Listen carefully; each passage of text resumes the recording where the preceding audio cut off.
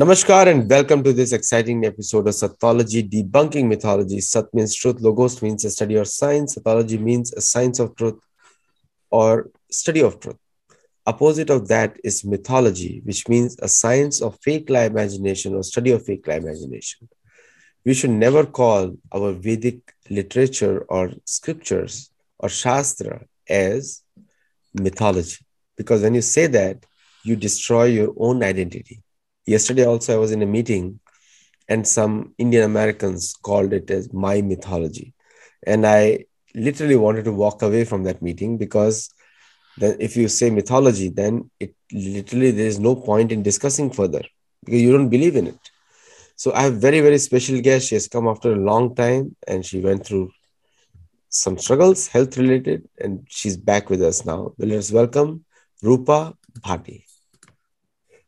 Namaste, Welcome, Aditi. Rupa ji. Welcome. Thank you for calling me. And yes, after a long break, I'm coming. Yeah, people are used to seeing you so on the channel. So when you take a break, the people start asking, "Where is Rupa Bhaty? Is she angry with you?" I said, "No, she's not. We have not done anything to be angry with."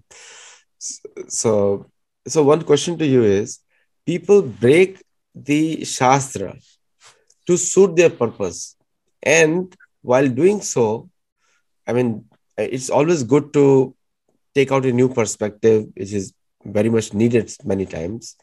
But to break the shloka itself and then take out the parts without considering the context in which it was spoken, you know, and then you actually start playing with the words and you become a second version of Max Miller. What do you have to say? बिल्कुल मैं भी इसलिए जब डिसाइफरमेंट की बात आती है when it comes to deciphering, it is sometimes very difficult. And Sanskrit, those who know Sanskrit very well can do it in a very ease manner. But even I have seen very great Sanskritists twisting the things to their own favor, and then they put it out, like Witzel and all. Uh, they are very well versed with Sanskrit and the grammar of the Sanskrit, more better than us probably at some point of time. But yes, the twisting of things to bring about their own ideologies and to fit into that perspective what they have already created for themselves. So beyond that, they don't want to like go. Uh, तो ये होता है, I have seen, and especially with the Rigveda it happens because that grammar is so old, and it has so many polysemous meanings. Many words have so many polysemous meanings. So people can take it in a very different context, and they can understand it in a very different context. Until and unless we go with the Sayana Bhashya or what Dayanand Saraswati had spoken about it, or what kind of um, interpretations Sri Aurobindo ji has done in a holistic way. When we try to understand, we can understand the verses, the mantras very well. But yes, I have seen that the academicians and also other than academicians, people take it in a very different way, and in their own perspective, they want to fit it and they want to present it to us. Something like Nityanand Mishra ji, I would like to quote. He said that Chaitra Vananila can only mean, with the help of Govinda Raja, it can only mean Chaitra month, uh, uh, Chaitra month, and accordingly, the spring is happening in the Chaitra month. But the whole scenario of Ramayana, where the Kishkinda Kand is happening, it is happening in Vasanta. And the context of Chatravan, when you break it, it is Chatranam Vanam. So both are neuter, and you can very well understand that Chatra means sanctuary and Vana means forest. So it is just talking about a forest sanctuary. So how can you weigh this word versus Ashwayuja Masi. When Vanaras are saying that even the Ashwayuja month is like elapsing and it is also getting completed, uh, that much of time has elapsed. So the whole Vasant is now going to get completed. So when we see the Kishkinda Kand, it is very well written. So when I read his blog, he's completely uh, having a misconception, and accordingly he wrote the whole blog and he has presented to us. This is the way he's refuting Srinile Shokji's findings. But it is not that. In fact, when we find all the evidence fall into that category of two pole star conditions, and during that two pole star, Vega and Canopus, when they were pole stars, that time Vasant was happening in Ashwayuja. One of the Vasant month was happening in Ashwayuja. So to understand that word in a very proper way, and also to triangulate with other evidence is more required, rather than taking one word context and creating the whole uh, scenario according to your own perspective is a very bad at law, I would say. So this is how I will conclude this. So, Understand what you're trying to say. yeah, People take it in that way. yeah. So we are discussing continuing the Brihadratha, and also you Ji. also So did a today study we on will Mandata. like, You also did something on Mandata also. Last time we spoke on Mandata also. So, so, yes, yes. so Mandata and Brihadratha, some people may not understand. For just to give them clarity before you show this particular continuing the Brihadratha discussion we had, what is the connection between the two? Ji. See, when it comes to Rigveda and Mandata is mentioned there, and he's one of the, uh, uh, I think, composer also. One of the mantra is composed by him, and which is placed very near to Sudasa Paijavana. So one can feel next to, in fact. So next to Paijavana is Mandata, who has composed a verse in mantras in Sukta in Rigveda. So Mandata comes from, Mandata is Akshvaku king. Okay, yeah. So I will just zoom in and I will show which king names were present during Brihadratha. And he mentions the name Sudyumna. And if you remember, I have told you Bhuridyumna, Indradyumna, and many kings, which you will not find it here. But Sudyumna is here, who is Ikshvaku's brother. Then two names comes, Avikshita and Marutta. So he mentions, Brihadratha mentions Marutta also.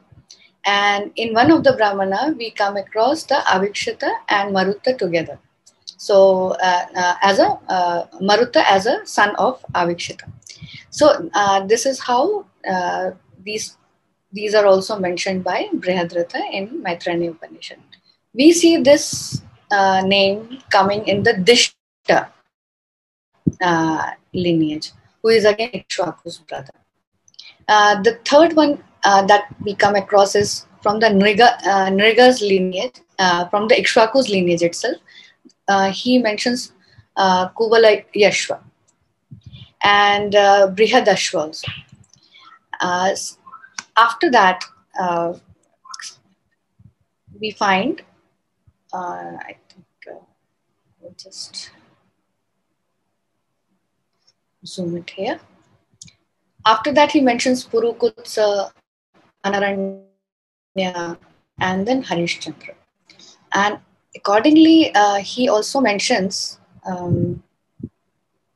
Bharatas. So that is something interesting that during his time, he knows the king Bharata of the Puru lineage. And we find later that Sudasa Paijavana, he mentions that these Bharatas, they are Bharatas who are crossing the two rivers from the west side. So there is a connection there is a debate of whether Suda Sapejavana came from the eastern side and they were moving towards west. But I have written in the blog very clearly that Vishwamitra was crossing these two rivers and he was paving way for the Bharatas, and he was praising those rivers, and he was also uh, requesting those rivers to stop for a while so that all the Rathas can cross those two rivers. We also come across the metaphor for the two rivers to be running like horses parallelly. So, so that is what a small a small introduction in between. We will take it in some later uh, talks, how these rivers were metaphored and how they came into, and when those can be, like it cannot happen after 10,000 BC, and those geological conditioned papers, research papers, I will be sharing with you. And after that, you can see that he also mentions Nahusha, and then he also mentions the Yayati and then Bharata also. So Bharata comes in a very earlier uh, lineages of Bharat Purus, and probably it was his name or probably it was predecessor to him, because names many a times repeated in the great kings and kings dynasties. So that we have to take into our mind, and still you can see that when I'm talking about Brihadratha, he is mentioning all the kings before Harishchandra, and he has not mentioned a single name after Harishchandra. So this is what is happening here. If we go deeper into this, so we see Kurukutsa, and after that we saw Anaranya, and then Harishchandra. And this is probably the time just after Harishchandra, Brihadratha may have appeared, and he is an Ikshvaku king. Now, there is again another debate that there was an Eastern Ikshvakus and Western Ikshvakus by Srikanta Layagiriji, but I differ here because this is such an old age we are talking about, such a deep antiquated time we are talking about, where the people were like very small gramya. Even gram has not appeared in Rig Veda properly. It is the flock of people who are known as gram. So the concept of dwellings and puras or nagaras, these are not there in Rig Veda. So these kings, which Maitrani Upanishad remembers and Brihadratha is remembering, are all predecessors to him, and almost like King Marutta is contemporary, probably is a contemporary king to him, who comes in Ikshvaku's other brother's lineage. So, what I'm trying to make you understand here is that Brihadratha is remembering the Ikshvaku king's brother lineages also. So they were close knit people, and they were governing those Rigvedic lands during that time. And this is how they remember each other. And he also finds the other two kings, Marutta and one Bharata also. So this is the Bharatas whom Sudas Paijavana and Vishwamitra addressed to as Bharatas. So they must have become a different tribe. A complete new name, new faction has appeared out of Kuru. But still, we see in Dasharajanya war that they were fighting with Kuru also. So already they have branched out, and now they are struggling with lands here and there with each other.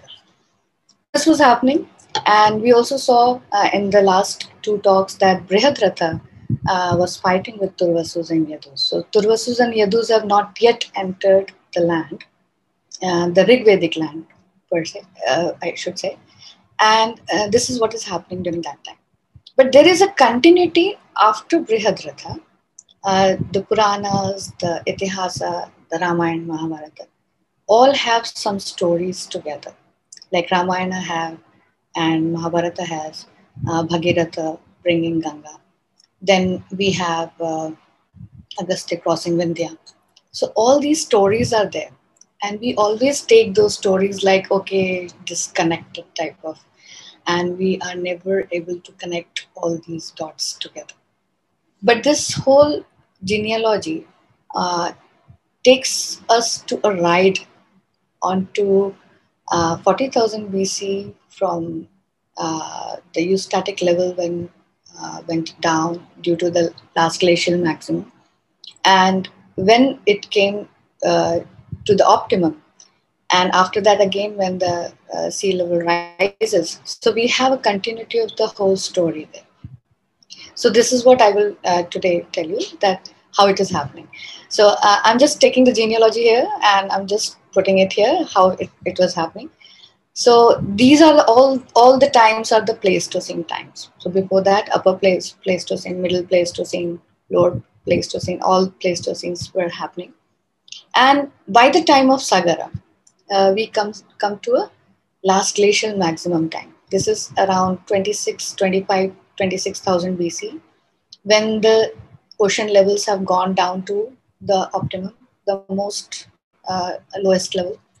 And this is the time when all the rivers were shrinking because of high glaciation in Himalayan region. And that is why the rivers shrink. Due to that, Sagara, we have now a story that Sagara and his 60,000, he wants his 60,000 sons' ashes are there, but the river Ganga has not yet touched those ashes and blessed those ashes to have the moksha. So now this story tells us that uh, rivers have shrinked, in fact, uh, and it is not getting that much of flood, which can reach to the place where Sagara's son ashes are there. After that, we find that we come to Bhagirath. And before that, I will remind you that Brihadratha time, he's telling that all the oceans are drying away. So that is very well mentioned in Maitreya Upanishad.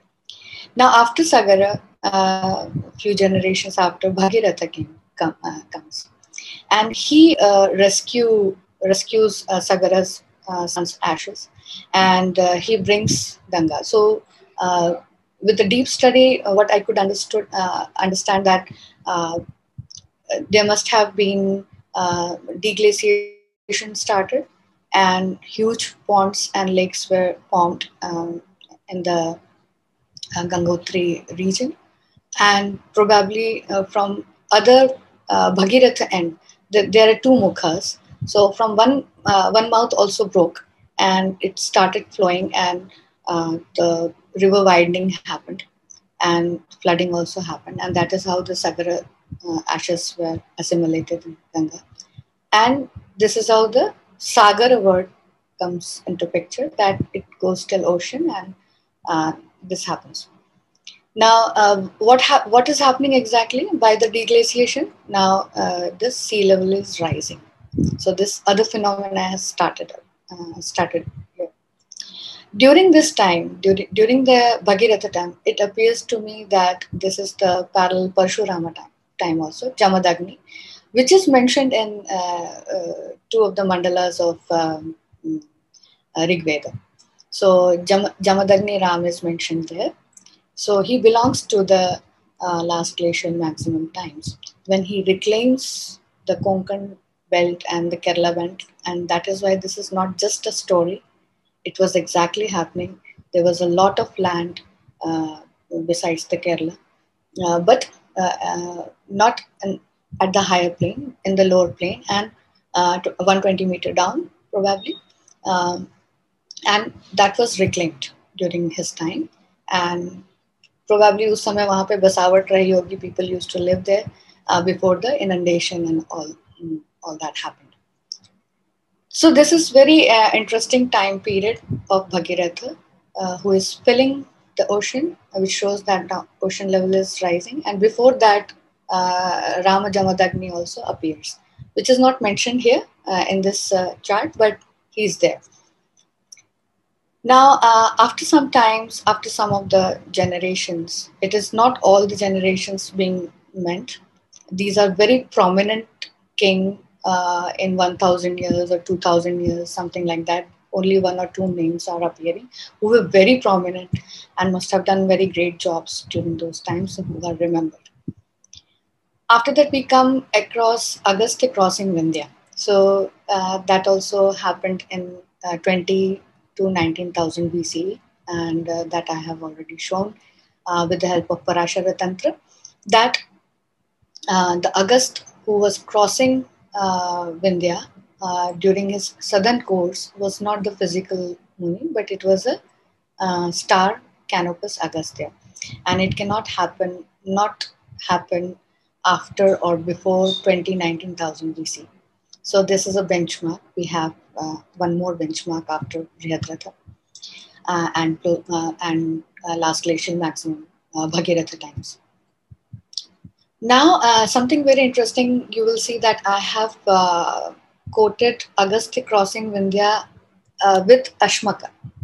So Ashmaka is a Ikshvaka king and predecessor to Raghu, much generations predecessor to Raghu, probably during 19,000 BC. So we can understand how many more kings may have come from 19 to 12,000 BC before Rama and Ashmaka.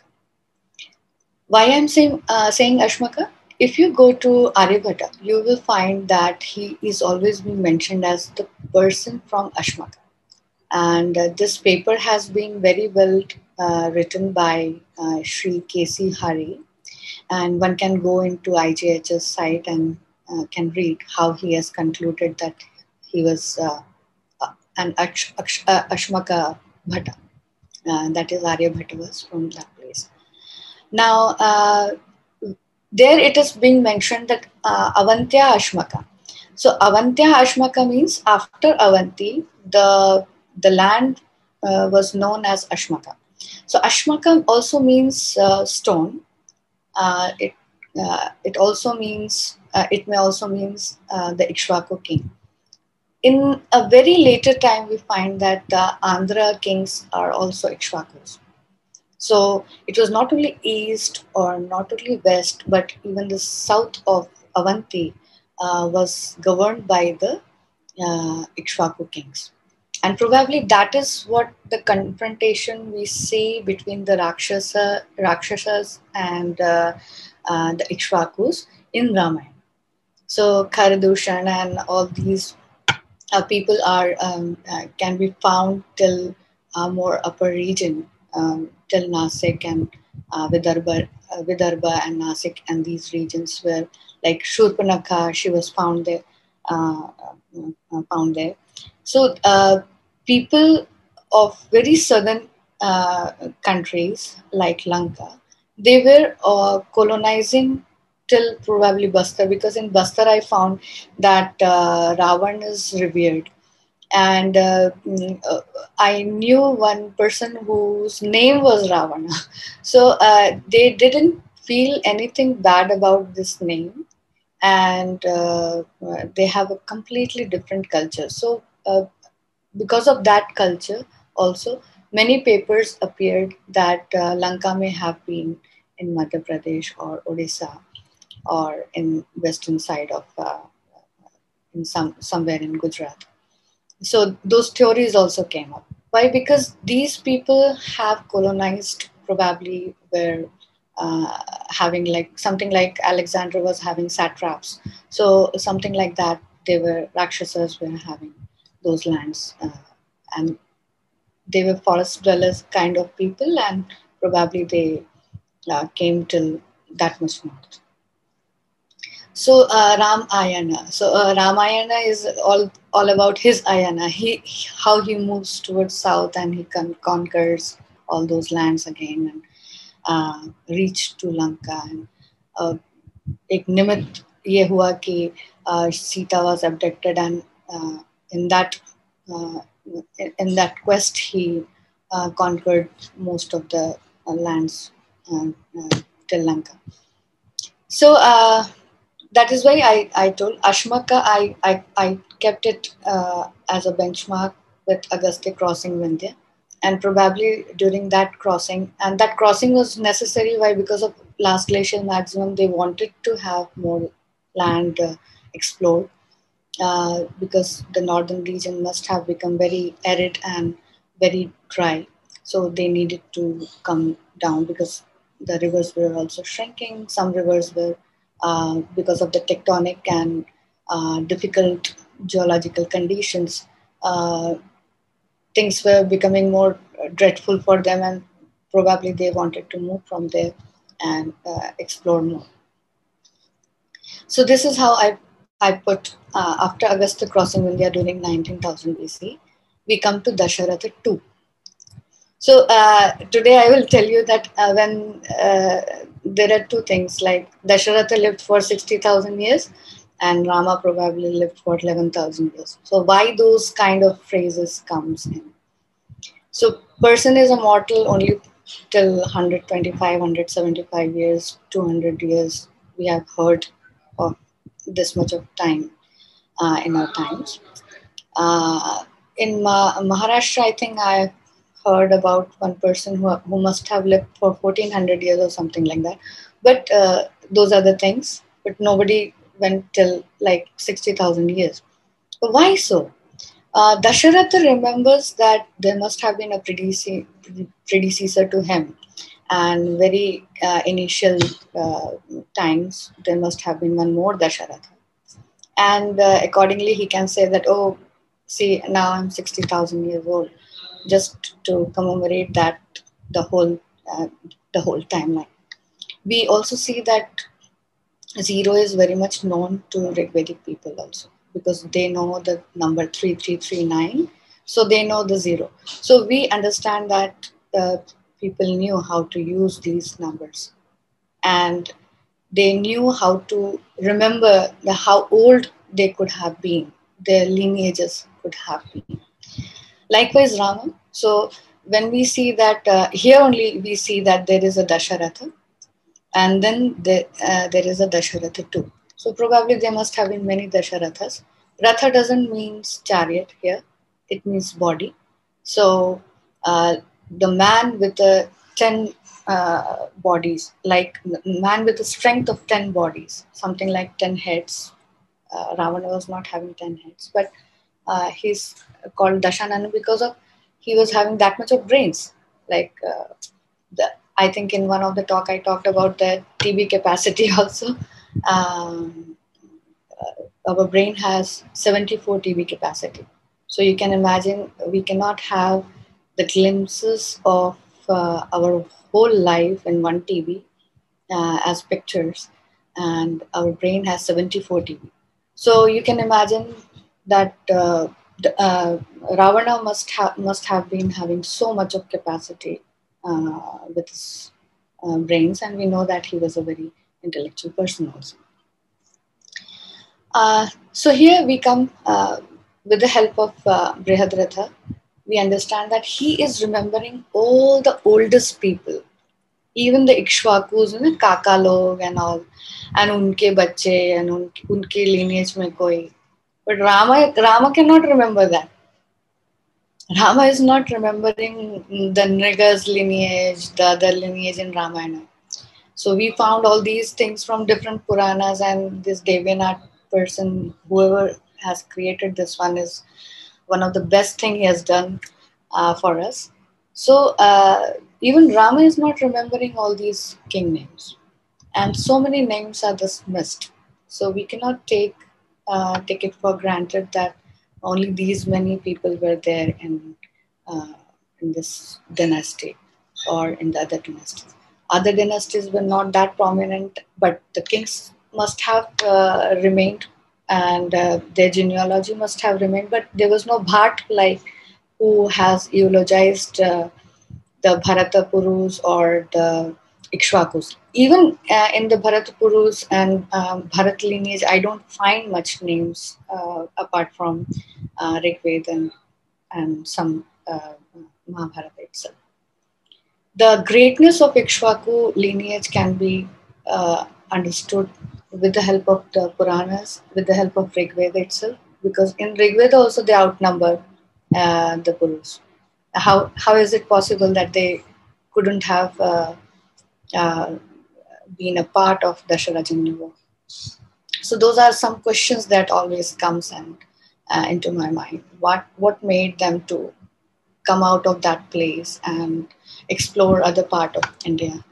How they were Eastern Ikshwakus or Western Ikshwakus or even Southern Ikshwakus. Ashmaka uh, tells us that there were Southern Ikshwakus also, and it is, and in those times even the king names were found on even in today's time you can find those names in the geography.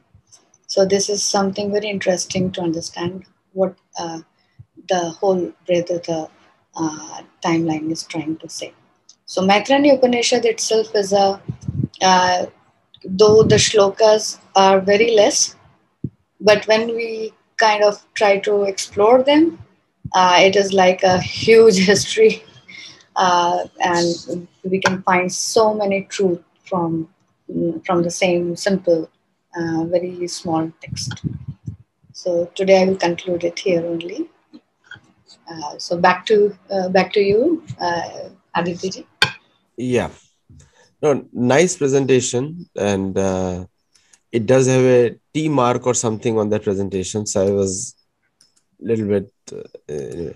But one question here is again, this hierarchy. Now, this hierarchy has been is mentioned in Puran many times. Mahabharata it is mentioned. Rig Veda also is mentioned. So there are multiple references of the same lineage. And this person, whoever has prepared the chart, he has carried through. I can tell you the exact shloka in Bhagavad Puran where most of these people who have lineages are mentioned. So the one curiosity is there: why is the Western people interested in the chronology of the Vedas when they have rejected the Vedas? Just say, did you hear my question,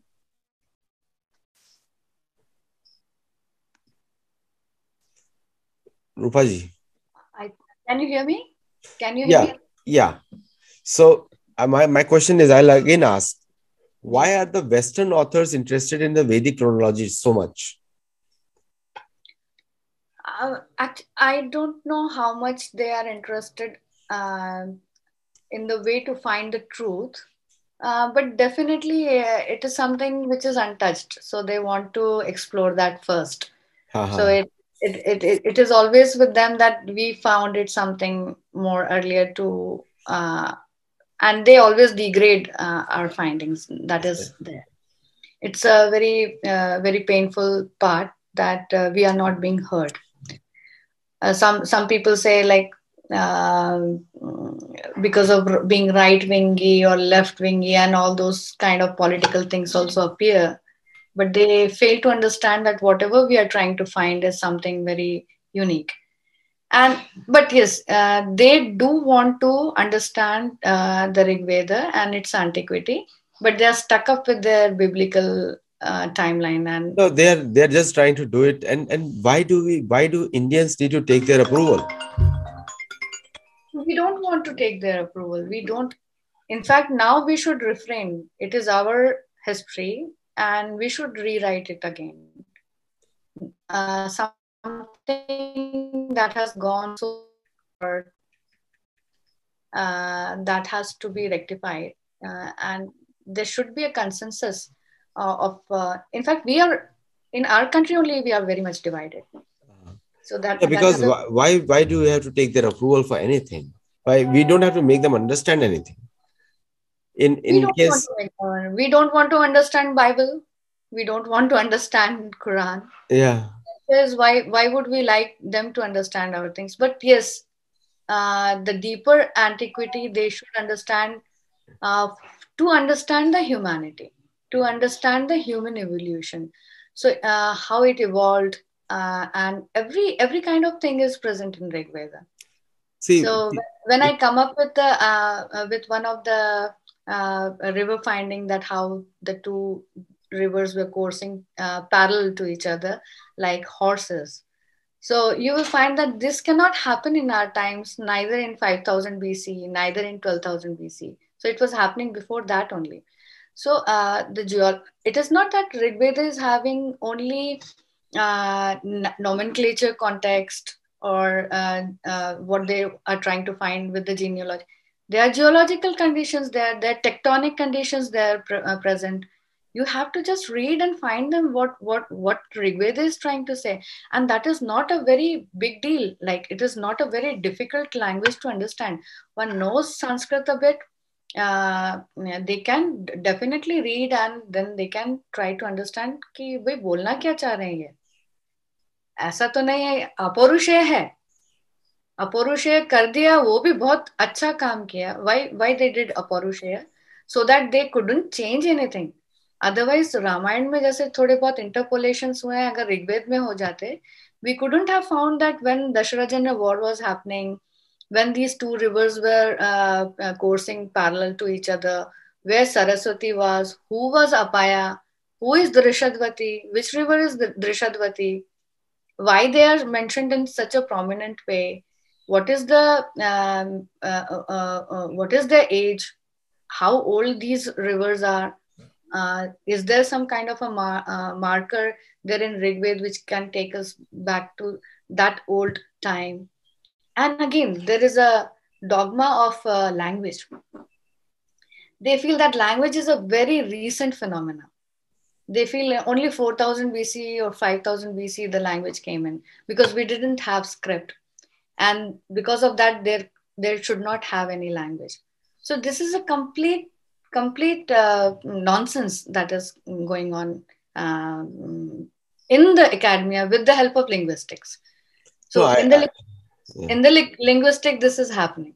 So that is We why this these are the problems. So वो चाहते हैं कि वो कैसे भी करके इसको बता करके हमें चुप कर दें कि भाई don't speak about 12,000 BC, don't speak about 34,500 BC.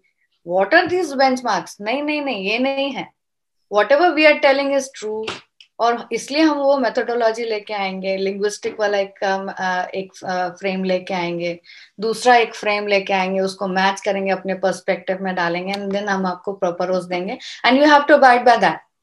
They will not follow any of us who are trying to find the truth.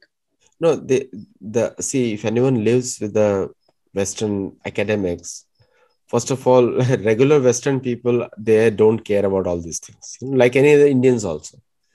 But the Western academics, they're big controllers, like they're called the big bully in the room. Okay? Not even controllers, big bully in the room.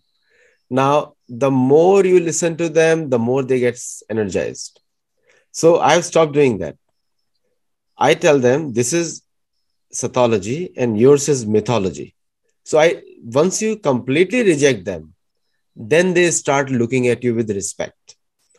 You have to tell them first, like the Indian philosophy is, we have to look good in something.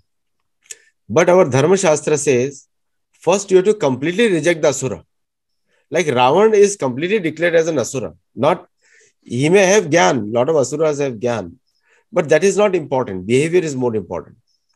So for these kind of people, you have to first say everything is useless. Whatever you've done, you are still a kindergarten kid. You may have fancy PhD from Harvard. We don't care.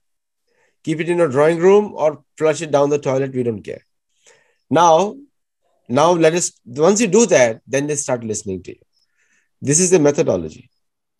So stop. We need to stop pandering to their egos. When you pander to their egos and try to see, you cannot philosophically convince them.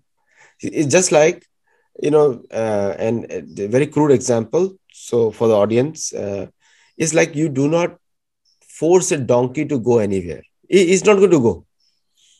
So you have to give them some carrot and some stick and show them a way. They start going. This is literally how the Western academics work. Literally. You cannot expect reason. Like there is a guy called Graham Hancock, came on a Joe Rogan show, and I do not understand what he's trying to say. So he saw some pyramids and he used the LIDAR techniques to remove the forest cover. And now he's finding out, oh my gosh, there's a great civilization. Again, biblical thought.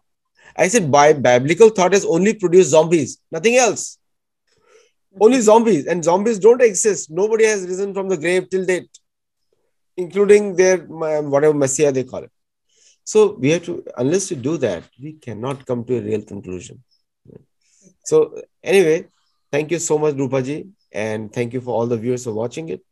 And keep watching. Me and Rupaji will keep having such kind of interesting conversations where we are going to pull the rug out of other people's feet on the basis of that we have to say this is our version. If you want to take it, thank you. If you don't want to take it, bye bye. Stay in your drawing room. Keep your Harvard degrees, Oxford degrees, flush it down the toilet or put it on the wall. I don't care. They are a piece of paper for me. And so thank you so much. And thank you all the viewers for watching. And I know you are enjoying my last piece of this entire presentation. And this is what I think. So, and I totally believe in it because after researching everything, when I read the Western literatures or any book written by the Western authors, they look like such a big crap.